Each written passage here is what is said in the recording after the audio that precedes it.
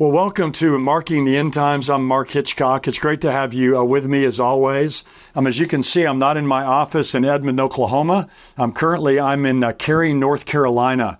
I'm here speaking at the 360 Shepherds Conference at the Shepherds Seminary here in Cary, North Carolina. It's a conference for church leaders, and really the focus this year has been on the city of man and the city of God. So a lot of prophetic topics here. So I've had the privilege here to speak a couple of times, and so I'm in the office of one of the pastors here at the local church that I'm at.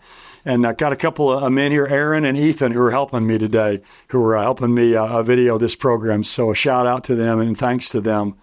But on today's program, as we await the next phase of the current Israel-Iran war, and really that's what we're all waiting for now, is to see what the next phase of this war will look like. What I want to do is we're waiting for that next phase of this current war. I want to talk about the future Israel-Iran war predicted in the Bible. And specifically what I want to do today is focus on Israel's chief ally in that war, which will be Russia, the great Russian bear. Russia this last week hosted the most recent BRICS summit. And of course, BRICS stands for Brazil, Russia, India, China, and South Africa. It's an acronym for those nations. And I want to talk about how Russia is carrying out this BRICS summit in their own country in a challenge to the West. That's really what we see happening with Vladimir Putin right now. And that has some real prophetic implications, I believe. Also, Russia has just received 3,000 North Korean troops to help fight in Ukraine. So they're actually reaching out to other nations to come and help them fight this war and to prosecute the war in Ukraine. And so I want to just look at some other current actions by Russia that point toward key biblical prophecies of the end times, especially related to this future war that's predicted with Israel in Ezekiel chapters 38 and 39. Now, just a few moments, we'll go to the subscriber-only section where we're going to continue our exposition of the book of Revelation. We're going to look at the fourth of those 7 letters to the 7 churches, Jesus' letter to the church at Thyatira. So we'll break in a bit and go to that subscriber-only section for that. What we see right now happening in Russia while the Iran-Israel war is going on is Russia's doing everything it can right now to undermine the West. There's a headline with CNBC this week that said this: Russia pushes New World Order agenda as it hosts beefed-up BRICS summit. So currently, earlier this week, Russia held this BRICS summit in their nation. So the presidency of BRICS, of this organization, rotates. And so Russia currently holds the presidency of that. So the summit this year is in Russia. And Russia is basically rolling out the red carpet to its allies as it hosts this BRICS summit. Now, again, as I said earlier, BRICS is Brazil, Russia, India, China, South Africa. It was initially formed as an organization of rapidly economically developing nations. But now it's called BRICS Plus because Egypt, Ethiopia, Iran, and the United Arab Emirates have joined. They joined in January, and Saudi Arabia has been invited to join. Now, here's something that I read that really shocked me, is that the BRICS nations account for 45% of the global populations, almost half the population in these nations. And added together, the economies of these nations are more than 28% of the global economy.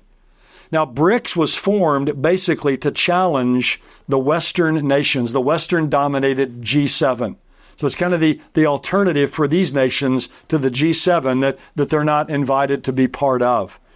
20 heads of state participated in this BRICS summit. 36 world leaders were in Russia for this. And it was described by Putin as a show of strength to the West. Now, I want you to keep that in mind because all of this is about the West. It's about posturing Russia and these nations against the West. This article in CNBC says this: BRICS has morphed into a geopolitical forum for the world's most powerful nations outside of, and importantly, challenging the Western world. Russian President Vladimir Putin frequently comments on his ambition to establish what he calls a new world order, to rival and usurp the geopolitical and economic preeminence enjoyed by the U.S.-led West. Now, notice those words used there: challenging, rival, usurp. For Putin, what he's doing right now is about challenging and usurping the West. Even what he's doing in Ukraine is about challenging the West. He's obsessed with overtaking the West. He's angered over the biting sanctions the West has placed upon him, and he wants payback, and he wants revenge. Another article in CNBC says this, a headline says, Putin says BRICS, not the West, will drive global economic growth. Notice again, it's an antagonism against the West. The BBC has a headline that says, Putin gathers allies to show that the West's pressure isn't working. So every one of these headlines all mention the West. Now, Russia has set itself up as the leader of a coalition to be the main challenger to the West. And that's exactly what we see in Ezekiel chapter 38. In Ezekiel 38, a Russian-led coalition of nations is going to attack Israel and the West.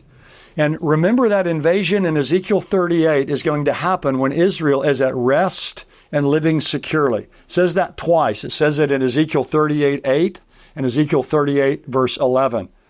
Now, there's different ways that this peace may come about, but it could be that the peace that's being discussed there that Israel will have is that peace that will be brokered by the Antichrist in the end times. Daniel chapter 9, verse 27 says that the Antichrist will make a 7-year treaty with the nation of Israel. And it seems to be some kind of a guarantee of peace for Israel. So Israel will be living under a guaranteed peace by the leader of the West, who is the Antichrist. Now, the Antichrist is going to rule the West before he takes over world domination at the midpoint of the tribulation period. So here's the scenario in the end times. The Antichrist will initially be the leader of the West. Again, he'll eventually rule the whole world, but he'll begin as the Western leader. Gog, that's mentioned in Ezekiel 38, will be the leader of this Russian-Iranian coalition of nations. He's going to come from Russia. So Gog and the Antichrist are not the same end-time character. In fact, they're going to be in opposition to one another. And so the clash will be a Russian-led coalition that will come into the land of Israel to destroy Israel. But remember, if I'm correct about this, the West will have a treaty guaranteeing Israel's peace. So an attack against Israel will really be an attack against the West. And Russia's main ally in this will be Persia, mentioned in Ezekiel chapter 38, verse 5, of course, the modern nation of Iran. So we see this setup of Russia against the West, and a Russian attack against Israel in the end times will really be an attack against the West. And at the BRICS summit, Russian President Vladimir Putin has had a side meeting with the new president of Iran. And we can only surmise what they're discussing, but I'm sure they're discussing the inevitable attack that's coming from Israel and what's going to happen in light of that. Now, here's another relationship between Iran and Israel. CNBC has a headline that says this: Iran aided Russia against Ukraine. Now it needs to call in the favor. It's an interesting thought. Here's what this article says. Iran has been one of Russia's few staunch allies throughout the war against Ukraine. But Tehran now faces the strain of indirectly fighting its nemesis Israel on two fronts. Iran could do with help from its powerful ally Russia. Now, the article goes on and says this: Western officials have accused Iran of supplying Russia with hundreds of unmanned aerial vehicles, or UAVs, and helping to build a drone factory in Russia, and that Russia has used over 8,000 Iran-developed drones to attack during the Ukraine war so far. So more recently and more concerning to Western officials, Iran has been accused of and sanctioned for selling ballistic missiles to Russia. So Iran has helped Russia massively in its war against Ukraine with drones, 8,000 drones, and ballistic missiles. And this article makes this statement. I think this is fascinating, that eventually the favors that Russia owes to Iran could be called in. In other words, they're going to call in their favors. And in Ezekiel 38, it mentions that God is going to put hooks in the jaws of Russia, of Gog, to draw them into this war against Israel. And I just wonder if these favors that Russia owes to Iran could be, at some point in the future, the hooks in the jaws that pull Russia into a full-blown invasion of Israel. The time will tell. But for now, we know that Russia is obsessed with challenging the West. We know that it's receiving massive help from Iran, which it will inevitably lead it to call in favor. So all of this points toward the Ezekiel 38 war, when Russia and Iran will directly challenge the West by attacking Israel, after the leader of the West brokers a peace deal with Israel that will guarantee Israel's peace.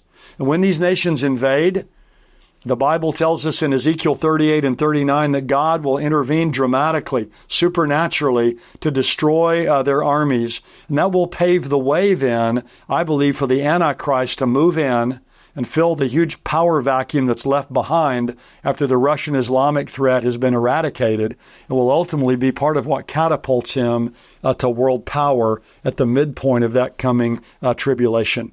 But all of this is happening at the same time that Israel is fighting on multiple fronts, and the entire Middle East is a boiling cauldron. So the nations are aligning right now, just as Ezekiel predicted 2,500 years ago.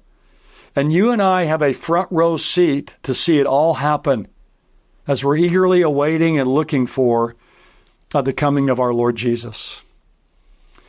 We're going to go now to the subscriber-only section where we'll look at Jesus' letter to the church at Thyatira in Revelation chapter 2. If you're not a subscriber, you'd like to be, you can go to endtimes.com and find the information there about how to be a subscriber. And I think you'll find it very helpful and encouraging in your spiritual life, especially in these times in which we find ourselves in now. So we'll transfer now. We'll go to that subscriber-only section. We'll look at Jesus' letter to the church at Thyatira.